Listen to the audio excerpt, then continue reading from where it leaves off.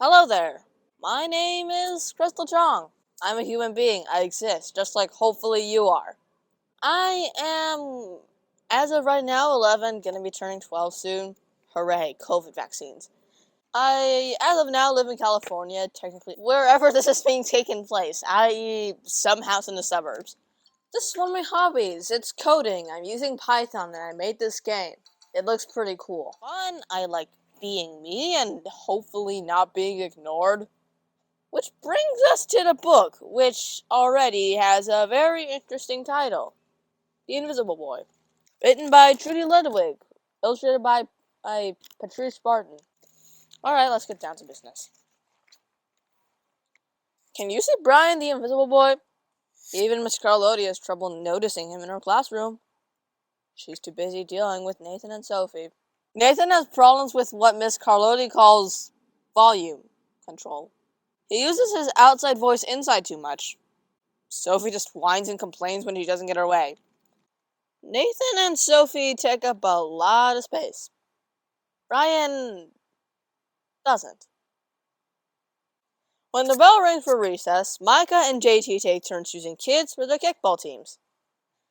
The best players get picked first, then the best friends of the best players, and the friends of the best friends, and then only Brian is left, still waiting and hoping.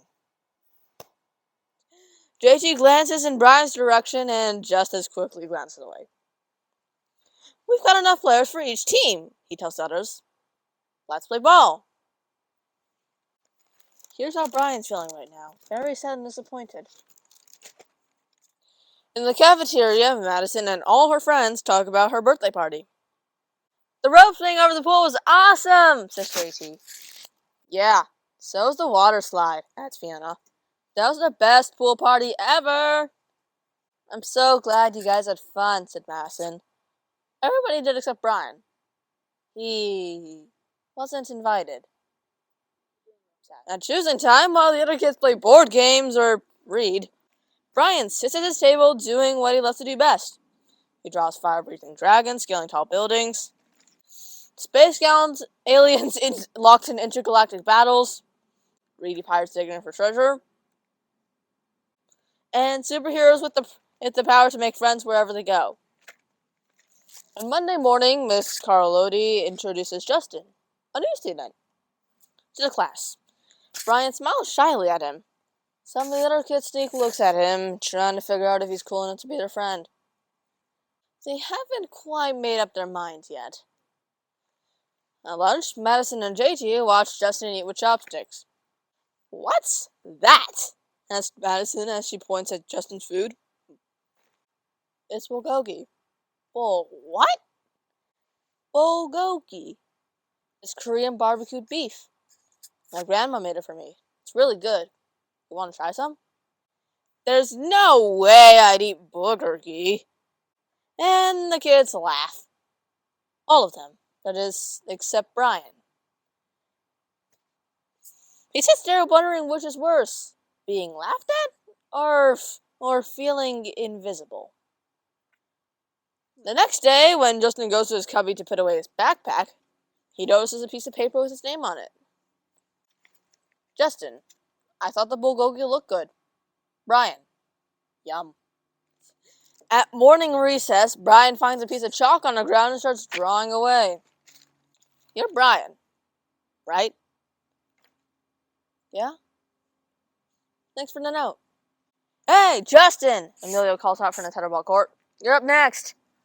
Sorry, I gotta go, says Justin. By the way, that's a really cool drawing, he adds before taking off. Bye-bye. Back in class, Miss Carlotti asked the kids to team up in 2s or 3s for a special project. The kids scurry around the room to pair off. Brian heads towards Justin. I'm already with Justin, says Emilio. Find someone else. Brian looks at the floor, wishing he could draw a hole right there to swallow him up. Miss Carlotti says we can have up to 3 people in our group. We're only 2. Come on, Emilio, let him work with us. Okay, I guess. Miss Carlotti gives the class directions for our project. Your assignment is to work together to write a story about what you see in this photograph. Whoa! Cool! Says Emilio. What kind of people do you think would live in houses like that? I don't know, but I bet Brian could draw them to go with our story, says Justin. Brian smiles as he takes out his lucky pen. It's lunchtime again, Brian's least favorite part of the day. Another 20 long minutes of kids talking and laughing with everyone else. Except Brian. Brian! Hears someone else shout. Hey, Brian! Over here! Brian turns and sees Justin waving him over. Emilio nods at Brian as he makes room for him at the table. Maybe, just maybe, Brian's not so invisible after all. Okay? Thanks. And that seems to be the end of the story. Thank you for watching this video. Read about us. If you join them, you can read books about your culture, heritage. Have a good day. Like and subscribe if you want. Take care of yourself. Bye.